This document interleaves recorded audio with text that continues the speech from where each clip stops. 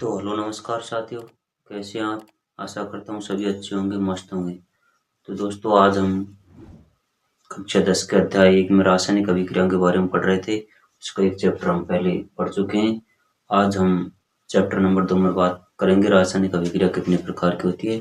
तो उसमें जो 4 प्रकार की रासायनिक अभिक्रिया होती है, उसमें हम सबसे पहले बात करेंगे कि संयोजन अभिक्रिया किसे कहते हैं। तो संयोजन अभिक्रिया के बारे में आज हम पढ़ेंगे। तो संयोजन अभिक्रिया किसे कहते हैं? तो संयोजन अभिक्रिया ऐसी अभिक्रिया जिसमें दो या दो से अधिक अभिकारक मिलकर एकल उत्पादक का निर्माण करते हैं। इसमें क्या होता है कि दो अलग अलग अभिकारक होते हैं और दोनों एक साथ में मिलकर एक ही उत्पादक बनाते हैं। तो हम कह सकते हैं ये एक संयोजक अभिक्रिया, मतलब संयोजन यानी योग करने की अभिक्रिया। तो जैसे इसमें जब कार्बन को ऑक्सीजन के साथ में अभिक्रिया कराती है तो क्या मिलता है हमें? Carbon dioxide. क्या मिलता है हमें? Carbon dioxide.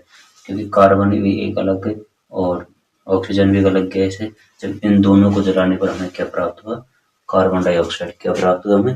Carbon dioxide. इसी प्रकार से हम देखते हैं कि जब हम हाइड्रोजन गैस की ऑक्सीजन गैस के साथ में अभिक्रिया कराते हैं तो हमें क्या बनता है? जल। क्या मिलता है? जल। ये दो अलग अलग अभिकारक है। इनके दोनों के संयोग से हमें एक उत्पादक क्या मिला? जल मिला। क्या मिला? जल। इसी प्रकार से हम बात करते हैं अगले उदाहरण में कि जब हम कैल्शियम ऑक्साइड कैल्शियम ऑक्साइड जिसे हम क्या कहते हैं? बिना बुझा हुआ चूना की अभिक्रिया किससे कराएंगे हम? जल के साथ में। तो हमें क्या पता प्राप्त होगा? कैल्शियम हाइड्रोक्साइड प्लस में कुछ उष्मा भी निकलेगी। तो मतलब ये दोनों अलग अलग विकारक है, इनसे मिलकर एकल उत्पादक प्राप्त हुआ और हमें कुछ उष्मा भी निकली है। तो ये कौन सी उष्मा? जहाँ पर उष्मा निकलती है तो उष्मा क्षेपी, और जहाँ पर उष्मा अवशोषित होती है तो उष्मा अवशोषी। तो इसमें उष्मा क्या है कि बाहर निकलती थी, कौन सी अभिक्रिया होगी? उष्मा क्षेपी अभिक्रिया होगी। और मैं बताऊं, जब जब हम घरों में तो दीवार पर पुताई करते हैं तो दीवार को पुताई करने के लिए इसी प्रोडक्ट का उपयोग करते हैं, क्योंकि इसमें जब हम लाते हैं तो वो कैल्शियम ऑक्साइड होता है। जब उसको हम जल में मिलाते हैं, जल में मिलाने के बाद में क्या बन जाता है? Calcium hydroxide. जब कैल्शियम हाइड्रोक्साइड हम पुताई करते हैं दीवारों के अंदर तो कैल्शियम हाइड्रोक्साइड, जब जो कैल्शियम हाइड्रोक्साइड होता है CaOH, जो कैल्शियम हाइड्रोक्साइड होती है जो वायुमंडल की क्या होती है? Carbon dioxide gas. कौन सी गैस? कार्बन डाइऑक्साइड ऑक्साइड गैस से मिलकर क्या बना देता है? कैल्शियम कार्बोनेट यानी CaCO3 प्लस में जो जल होता है उसको अलग नक्शा से कर देता है जल। तो कैल्शियम कार्बोनेट, जो कैल्शियम कार्बोनेट होता है, जब हम पुताई करने के बाद में देखते हैं कि 1 से 2 घंटे के बाद में हमारी जो दीवार होती है उस पर चमक आ जाती है। तो हम पुताई करने के लिए कैल्शियम हाइड्रोक्साइड का उपयोग करते हैं और दीवार पर चमक किसके कारण आती है?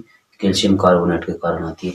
तो आपको समझ में आई होगी कि संयोजन अभिक्रिया कैसे कहते हैं? तो संयोजन अभिक्रिया जिसमें दो या दो से अधिक कारक मिलकर एकल उत्पादक का निर्माण करते हैं उसे हम संयोजन अभिक्रिया कहते हैं। चलो अब हम करते हैं अगली अभिक्रिया। अगली अभिक्रिया है वियोजन अभिक्रिया। कौन सी अभिक्रिया? वियोजन अभिक्रिया। इसे हम अपघटनीय अभिक्रिया कहते हैं। तो वियोजन अभिक्रिया में क्या होता है? वियोजन अभिक्रिया में यह होता है कि जो एकल अभिकारक होता है जो टूटकर दो अलग अलग उत्पादकों में बदल जाता है। तो वियोजन का मतलब होता है कि टूटना, यानी टूटना। इसे अपघटनीय अभिक्रिया कहते हैं। अपघटन यानी अलग अलग टूट जाना, मतलब एकल उत्पादक का एकल अभिकारक का अलग अलग उत्पादों में टूट जाना ही वियोजन अभिक्रिया कहलाती है। तो वियोजन अभिक्रिया के बारे में हम सुनते हैं। तो वियोजन अभिक्रिया किस तरह से होती है? तो वियोजन अभिक्रिया ऊष्मा द्वारा हो सकती है, प्रकाश द्वारा भी हो सकती है, विद्युत द्वारा भी हो सकती है। तो सबसे पहले पढ़ते हैं हम ऊष्मा द्वारा वियोजन कैसे होता है। तो ऊष्मा द्वारा वियोजन जब हम देखते हैं कैल्शियम कार्बोनेट होता है। कैल्शियम कार्बोनेट जो हम दीवारों पर चमकने, जब उसको हम हीट देते हैं, क्या देते हैं? ऊष्मा देते हैं, तो वो कैल्शियम ऑक्साइड प्लस में कार्बन डाइऑक्साइड गैस में टूट जाता है। उसके बाद हम जैसे बात करते हैं जब हमारे खाने का जो आता है सोडा, जिसे हम बेकिंग सोडा कहते हैं, जिसे हम खाने सोडा जो NaCO3 होता है, जब इसे हम अधिक मात्रा में गर्म करते हैं तो ये टूट जाता है और सोडियम कार्बोनेट प्लस में जल और कार्बन डाइऑक्साइड गैस हमें प्राप्त होती है।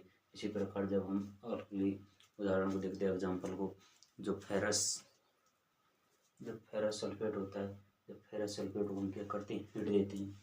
इसे हम इसको हीट देंगे तो फेरस ऑक्साइड प्लस में ferrous sulphur dioxide sulphur trioxide में टूट जाता है।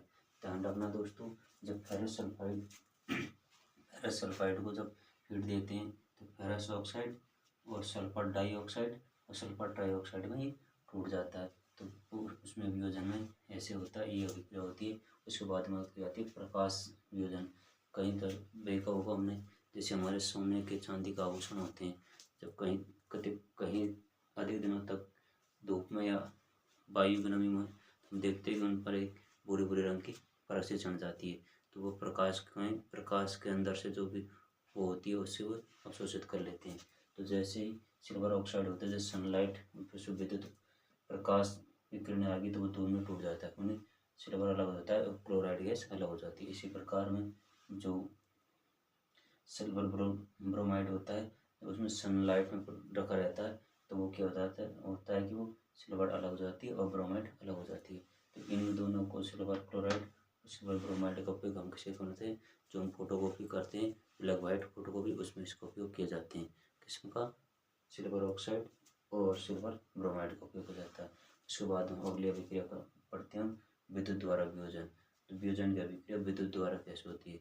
जब हम कोई पात्र में जल लेते हैं और जल में जैसे हम उसमें इलेक्ट्रिसिटी मतलब विद्युत के द्वारा तो उसमें विद्युत प्रवाहित करते हैं, तो जल क्या है कि हाइड्रोजन और ऑक्सीजन में अलग अलग टूट जाता है।